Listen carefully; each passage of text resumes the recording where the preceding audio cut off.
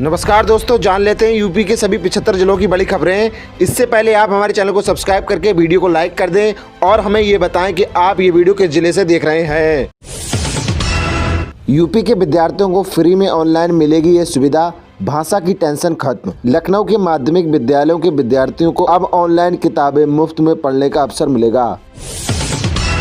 नए साल में लाडली बहना की झोली और भरेगी 3 नई 5,000 रुपए की तैयारी। मध्य प्रदेश की लाडली बहनों के लिए साल 2025 फायदेमंद साबित रहा। शिवराज सरकार में शुरू की गई योजना को मोहन सरकार ने न सिर्फ आगे बढ़ाया बल्कि साल 2025 में लाडली बहना योजना में 250 रुपए की बढ़ोतरी करके उन्हें भाई दूज पर उपहार भी दिया। अगर आप किसान हैं तो सरकार खाते में भेजेगी पैसा। जाने किन योजनाओं के तहत मिलता है लाभ। किसान दिवस के मौके पर आज हम आपको किसानों के लिए सरकार द्वारा चलाई जा रही खास योजनाओं के बारे में बताएंगे। पीएम किसान सम्मान निधि योजना में 6,000 रुपए सालाना मिलते हैं। पीएम मानधन योजना में पेंशन का प्रावधान है। फसल बीमा योजना के नुकसान से बचाती है। परंपरागत कृषि विकास योजना जैविक खेती को बढ़ावा देती। किसान क्रेडिट योजना से सस्ते दर पर लोन मिलता है।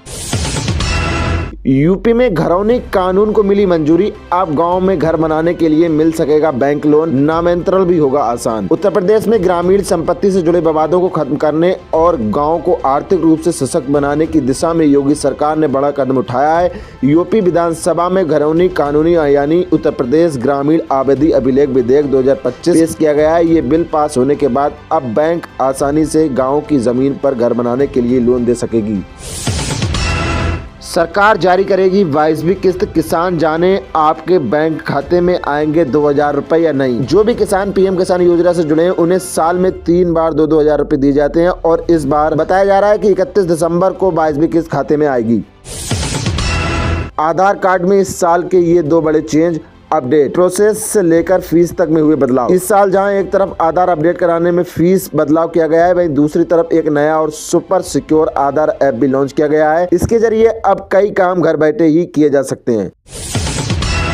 यूपी में बिजली बिल राहत योजना में अब तक 1323 करोड़ जमा। खराब प्रदर्शन वाले इंजीनियरों पर होगा एक्शन। उत्तर प्रदेश में बिजली बिल राहत योजना के तहत अब तक 1323 करोड़ रुपए जमा किए गए हैं। ऊर्जा विभाग ने राजस्व संग्रह में खराब प्रदर्शन करने वाले इंजीनियरों पर कार्रवाई करने का फैसला किया है।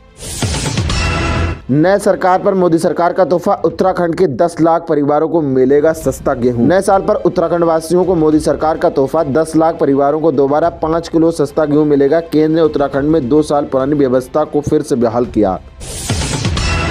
ठंड में जनता दर्शन के फरियादियों के लिए रैन बसेरों में व्यवस्था हो, बोले सीएम योगी। मुख्यमंत्री ने कहा है कि लखनऊ में होने वाले जनता दर्शन में भी बड़ी संख्या में फरियादी आते हैं। उन्होंने कहा कि जनता दर्शन में शामिल होने के लिए एक दिन पहले ही रात में फरियादी राजधानी पहुंच जाते हैं, जिससे उन्हें प्रॉब्लम होती है। इसी के लिए उनके रैन बसेरे में ठंड की व्यवस्था होना चाहिए।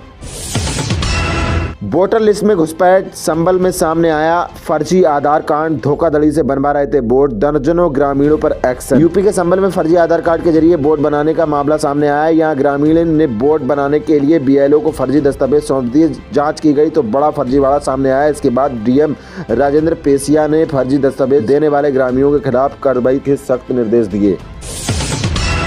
8वां वेतन आयोग पर सरकार का बड़ा फैसला। वेतन में हुई बढ़ोतरी, कर्मचारियों की बल्ले बल्ले। भारत सरकार ने देश के वरिष्ठ नागरिकों के जीवन को सुगम, सुरक्षित और सम्मानजनक बनाने के लिए सीनियर सिटीजन न्यू रूल 2026 की रूपरेखा तैयार की है। इन नए नियमों का मुख्य उद्देश्य 60 वर्ष से अधिक आयु के बुजुर्गों को आर्थिक और सामाजिक रूप से आत्मनिर्भर बनाना है।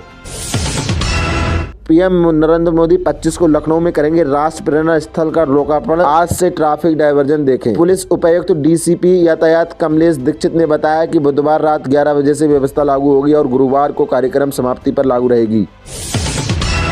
देवरिया में बैडमिंटन खेलते समय शिक्षक को आया हार्ट अटैक। अस्पताल ले जाने के दौरान तोड़ा दम। उत्तर प्रदेश के देवरिया में बैडमिंटन खेलते समय एक शिक्षक को हार्ट अटैक आया, जिसके कारण उनकी मृत्यु हो गई। शिक्षक बैडमिंटन खेल रहे थे, तभी उन्हें दिल का दौरा पड़ा। उन्हें तुरंत अस्पताल ले जाया गया, लेकिन रास्ते में ही उन्होंने दम तोड़ दिया। इस घटना से क्षेत्र में शोक की लहर है।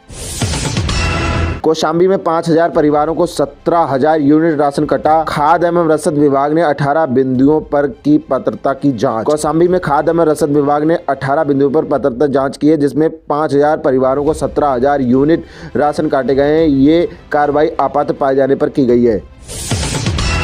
जमीन में दबाकर रखे चोरी के 60 लाख के मोबाइल पकड़ने गई पुलिस पर किया हमला, 5 गिरफ्तार। पुलिस ने गोविंदनगर थाना क्षेत्र की मोबाइल दुकान से चोरी हुए 60 लाख रुपए के 113 मोबाइल फोन मात्र 51 मिनट में बरामद कर चोरों को गिरफ्तार कर लिया। 7 दिसंबर की चोरी का 16 दिन बाद खुलासा हुआ, जिसमें मोबाइल बिहार के पूर्वी चंपारण के घोसलासान के जमीन में दबे मिले। यूपी में पंचायत मतदाता सूची हो गई प्रकाशित, तुरंत शिकायतें भी शुरू। गोरखपुर में पंचायत चुनाव के लिए मतदाता सूची का प्रकाशन किया गया, जिसके साथ ही शिकायतें भी शुरू हो गई हैं। पुनरीक्षण अभियान में 3.93 लाख मतदाताओं के नाम काटे गए हैं। 24 से 30 दिसंबर तक आपत्ति दर्ज कराई जा सकती है। मतदाता सूची में नाम जुड़वाने, हटाने और संशोधन के लिए बीएलओ के पास आवेदन किया जा सकता है। रेलवे में अब एजेंसी की निगरानी में लगेगा कवच, 6.5 करोड़ के बजट को मिली मंजूरी। ट्रेनों की ढाल के लिए टेंडर शुरू। पूर्वोत्तर रेलवे में ट्रेन सुरक्षा प्रणाली कवच एजेंसी की निगरानी में लगाई जाएंगी। इसके लिए 6.5 करोड़ रुपए का बजट की मंजूरी मिल गई है। लखनऊ और नोएडा में तैयार होंगी एआईसीटी, सिफी टेक्नोलॉजी करेगी निवेश दोगुना। मुख्यमंत्री योगी आदित्यनाथ ने उत्तर प्रदेश को ग्लोबल टेक्नोलॉजी मैप पर स्थापित करने के लिए सिटी टेक्नोलॉजी के साथ लखनऊ और नोएडा में एआईसीटीज विकसित करने की योजना बनाई है। सिफी अगले 3 वर्षों में 12,000 करोड़ रुपए का निवेश करेगी। एचसीएल टेक के साथ मिलकर राज्य सरकार जन सुनवाई में सुधार और स्थानीय रोजगार को बढ़ावा दे रही है, जिससे प्रदेश में डिजिटल क्रांति आएगी। उपभोक्ताओं की सुविधाओं के लिए अब मध्यांचल मुख्यालय पर खोली गई हेल्प डेस्क। उपभोक्ताओं की शिकायत कर्मचारी सबसे पहले 1912 पर अपने कंप्यूटर में दर्ज कराता है और फिर सिटीजन चार्टर के हिसाब से निस्तारण करता है। ये पूरी सुविधा गोखले मार्ग पर मध्यांचल मुख्यालय पर मिलेगी। विश्व हिंदू परिषद ने लखनऊ में फूका बांग्लादेश के राष्ट्रपति का पुतला, विरोध प्रदर्शन। राय ने भारत सरकार से मांग की कि बांग्लादेश में निवास हिंदुओं की सुरक्षा और अधिकारों की रक्षा के लिए बांग्लादेश हिंदू मुक्त वाहिनी को आवश्यक अनुमति दी जाए, ताकि वो अपने घोषित उद्देश्यों का पूरा कर सकें।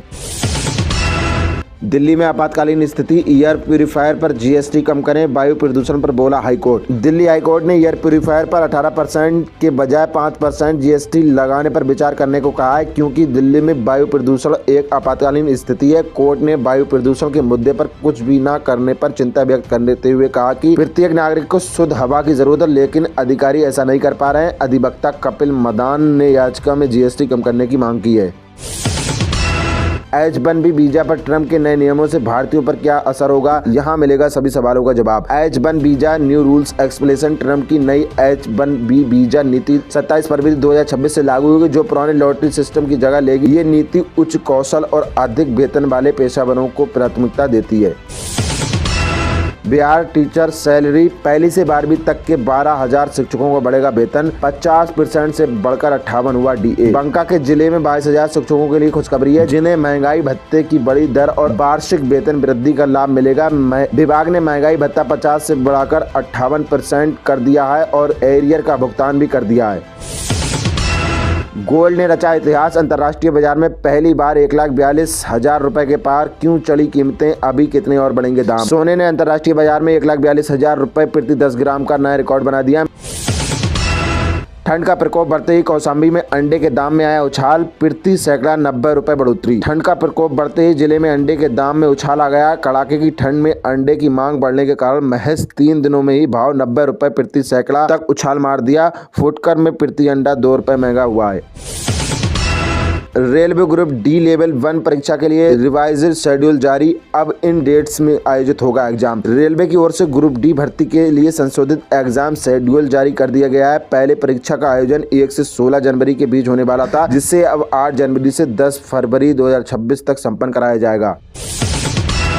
आईफोन 18 प्रो में होंगे ये 5 बड़े अपग्रेड, नए डिजाइन से लेकर जाने क्या क्या बदलेगा। एप्पल अगले साल आईफोन 18 सीरीज लॉन्च करेगा, जिसमें आईफोन 18 प्रो मॉडल में कई बड़े बदलाव हो सकते हैं। डिजाइन से लेकर परफॉर्मेंस तक इस मॉडल में नए डिजाइन, छोटा dynamic island A2 pro chip, variable adapter camera और बड़ी बैटरी अपग्रेड देखने को मिल सकता है।